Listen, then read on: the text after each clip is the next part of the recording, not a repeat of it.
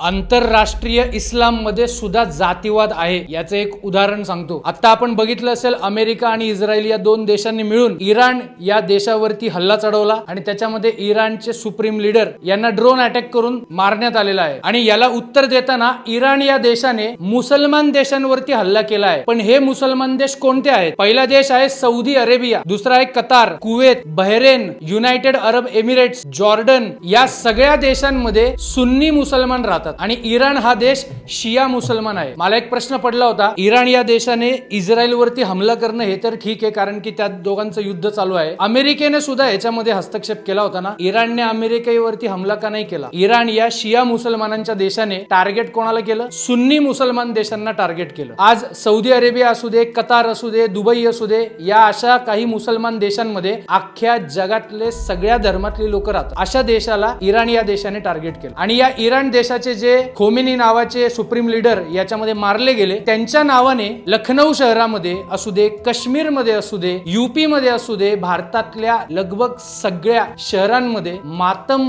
मनवण्यात येत आहे। माझा प्रश्न आहे, पहलगाम मध्ये जेव्हा हिंदू समाजाला धर्म विचारून मारण्यात आलं तेव्हा हे लोक कुठे होते? माझा प्रश्न आहे, जेव्हा एखादा सुन्नी समाजाचा मुसलमान असलेला भारतीय सैनिक देशासाठी बलिदान देतो तेव्हा हे लोक कुठे होते? एक लाखो किलोमीटर दूर असलेला देश, तिकडचा एक राष्ट्रपती मरतो आणि भारतामध्ये त्याचा मातम मनवण्यात येतो। बिल्कुल जाऊंगी मैं, बिल्कुल मुझे एक बार मोदी जी कहते कि यहाँ से चले जाओ, मैं आपको इजाजत दे रहा हूँ और मुझे ईरान बुला ले, मैं यहाँ से ट्रम्प को, नेतन्याहू को मारने के लिए जरूर जाऊंगी। मैं वो हुसैनी जो डरते नहीं है, हम 1400 साल से देखते आ रहे हैं, हमारे बड़ों ने भी यही सिखाया है। पुण्यामधल्या कोंडवा भागामध्ये सुद्धा अशाच पद्धतीने काही लोक रस्त्यावरती आले आणि हाच आहे दोन विचारधारांमधला वाद। माझा प्रश्न आहे त्या सर्व लोकांसाठी जे हिंदू धर्मातल्या लोकांना जातीवादी म्हणतात, आता तुमची तोंड गप्प का आहेत? या विषयावरती आता तुम्ही तुमचं उत्तर देणं गरजेचं आहे।